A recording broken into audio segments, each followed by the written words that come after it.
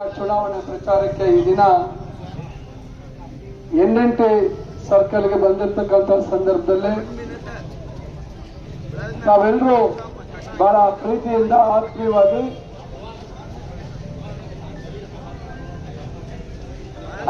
ಮಾಮೂಲ್ ನಗರ್ ಸರ್ಕಲ್ಗೆ ಬಂದಿರತಕ್ಕಂತ ಸಂದರ್ಭದಲ್ಲಿ ತಾವೆಲ್ಲರೂ ಬಹಳ ಆತ್ಮೀಯವಾಗಿ ಆದರವಾಗಿ ನಮಗೆ ಸಹಕಾರ ಕೊಟ್ಟಿದ್ದೀರಾ. ತಮಗೆಲ್ಲರಿಗೂ ನಾನು ಧನ್ಯವಾದಗಳನ್ನ ತಿಳಿಸಲಿಕ್ಕೆ ಬಯಸ್ತೇನೆ.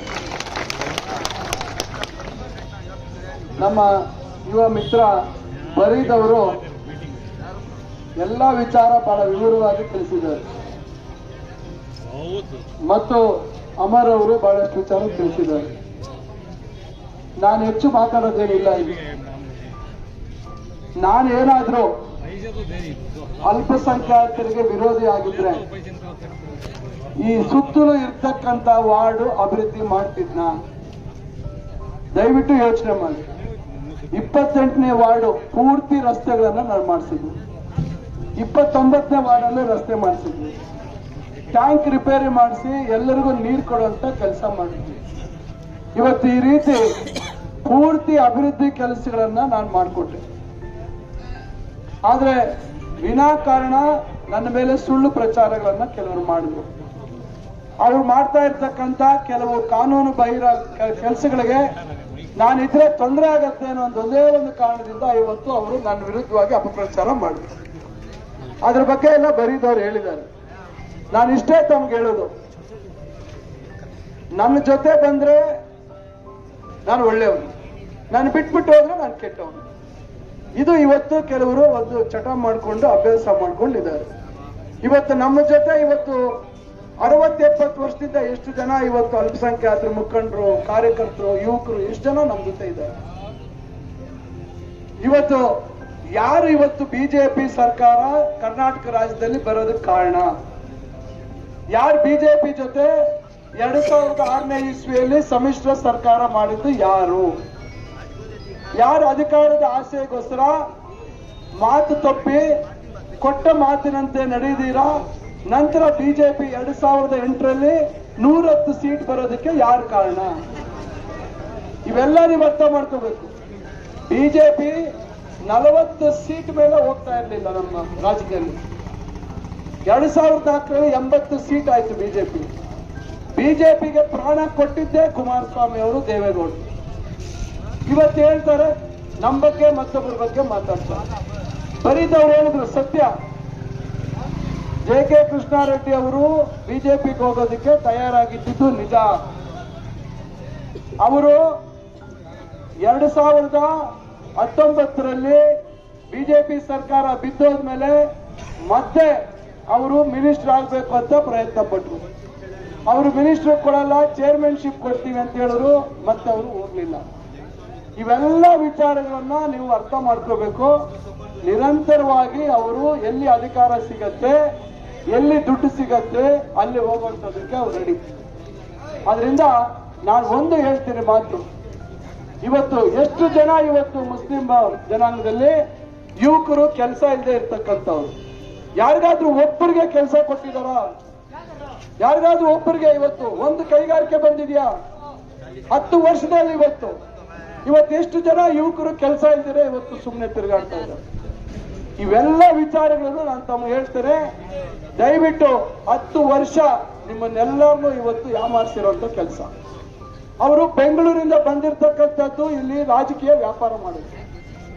ನಾವೆಲ್ಲರೂ ಇವತ್ತು ಬದುಕೋದಕ್ಕೆ ವ್ಯಾಪಾರ ಮಾಡ್ತೀವಿ, ಬಿಸ್ನೆಸ್ ಏನೋ ನಾವು ವ್ಯವಸಾಯ ಮಾಡ್ತೀವಿ, ಉದ್ಯೋಗ ಮಾಡ್ತೀವಿ, ಮತ್ತೊಂದು ಮಾಡ್ತೀವಿ. ಈಗ ಕೆಲವರಿಗೆ ಶೋಕಿ ಆಗ್ಬಿಟ್ಟಿದೆ. ಬೆಂಗಳೂರಿಂದ ಬರೋದು ರಾಜಕೀಯವಾಗಿ ವ್ಯಾಪಾರ ಮಾಡೋದು. ಸುಧಾಕರ್ ಅವ್ರಿಗೆ ಈ ಜಾತಿನ ಕಂಡ್ರೆ ಆಗಲ್ಲ, ಆ ಜಾತಿನ ಕಂಡ್ರೆ ಆಗಲ್ಲ ಅಂತ ಪ್ರಚಾರ ಮಾಡೋದು. ಎಲೆಕ್ಷನ್ ಎಂದಿನ ದಿವಸ ದುಡ್ಡು ಕೊಡೋದು. 5 ವರ್ಷ ಏನಿವತ್ತು JK ಟ್ಯಾಕ್ಸ್ ಅಂತ ಹೇಳಿ ಇವತ್ತು ವಸೂಲಿ ಮಾಡೋದು. ತಾವು GST ಅಂತೆಲ್ಲ ಕೇಳಿದಿರಲ್ಲ, ಚಿಂತಾಮಣಿಯಲ್ಲಿ JK ಟ್ಯಾಕ್ಸ್ ಅಂತ ವಸೂಲಿ ಮಾಡ್ತಾರೆ. ಯಾರೇ ಗುತ್ತಿಗೆದಾರ ಬರಲಿ ಅವರು ಟ್ಯಾಕ್ಸ್ ಕೊಡದಿದ್ರೆ ಆ ಕೆಲಸ ಪೂಜೆ ಆಗಲ್ಲ. ಈ ರೀತಿ ವ್ಯವಸ್ಥೆ ಇವತ್ತು ಇಲ್ಲಿ ಚಿಂತಾಮಣಿಯಲ್ಲಿ ನಡೀತಾ ಇದೆ. ಅವ್ರು 10 ವರ್ಷದಲ್ಲಿ ಏನ್ ಮಾಡಿದ್ದೀರಾ ಅಂತ ಹೇಳಿ. ಚಿಂತಾಮಣಿಯಲ್ಲಿ ಎಷ್ಟು ರೋಡ್ಗಳು ಮಾಡಿದ್ದೀರಾ ಅಂತ ಹೇಳಿ.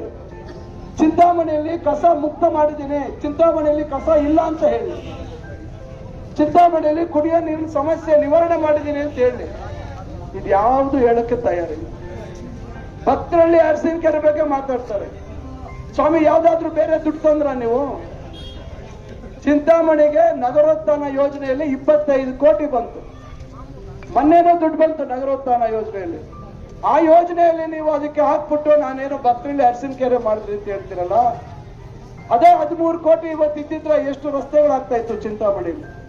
ಇದು ಯಾವುದ್ರ ಬಗ್ಗೆನೂ ಅವರು ಚರ್ಚೆ ಮಾಡಕ್ ರೆಡಿ ಇಲ್ಲ, ಯಾವುದ್ರ ಬಗ್ಗೆ ಹೇಳಕ್ ರೆಡಿ ಇಲ್ಲ.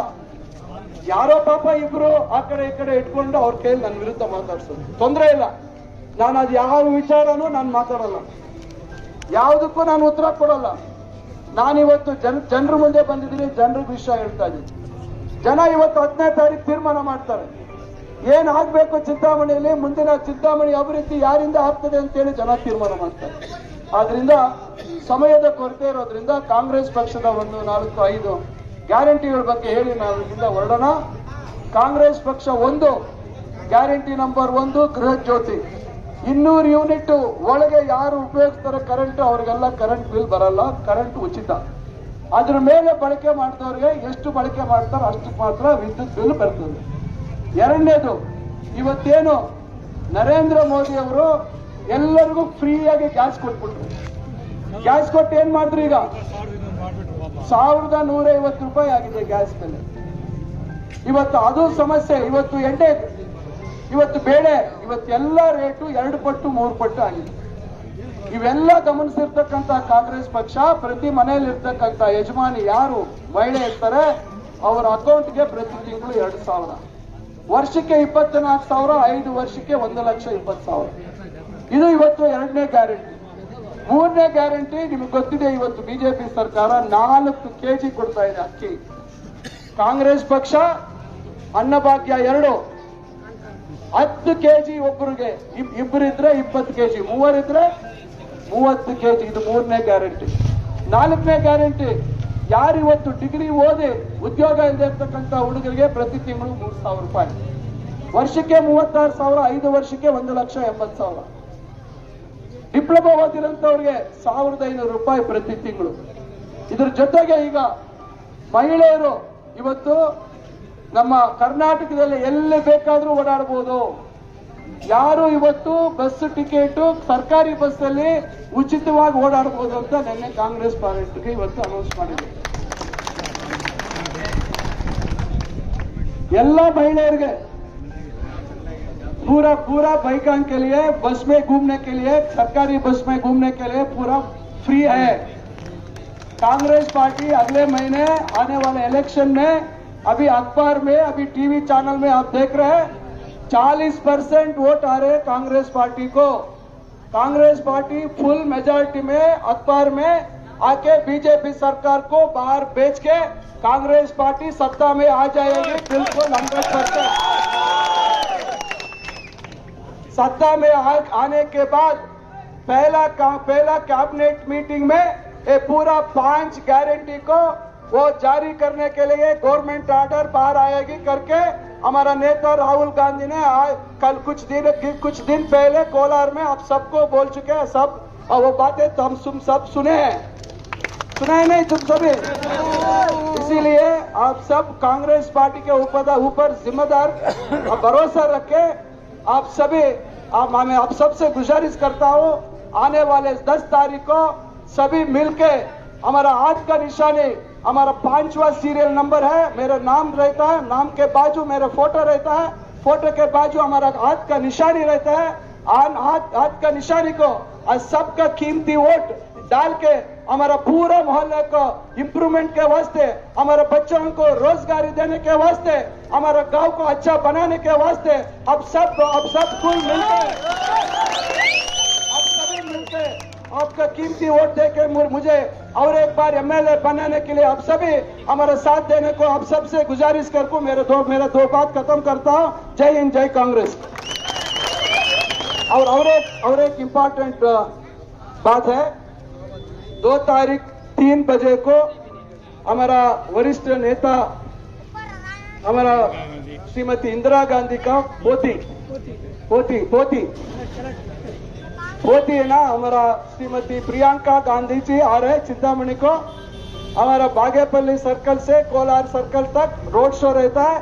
आप सबसे गुजारिश करता हूँ, अब सभी पूरा औरतें बाइक आना और आप भी आना, सभी आके उनको हमारा ताकत क्या है, कांग्रेस का ताकत क्या है चिंतामणि में, वो सब दिखाने के लिए आप सबसे पूछ रहा हूँ। आप सभी वो 2 तारीख को 3 बजे फ्री रखे, आप सभी उधर आके हमारा साथ दे करके आप सबसे बोल के मेरा बात 2 बातें खत्म करता हूँ।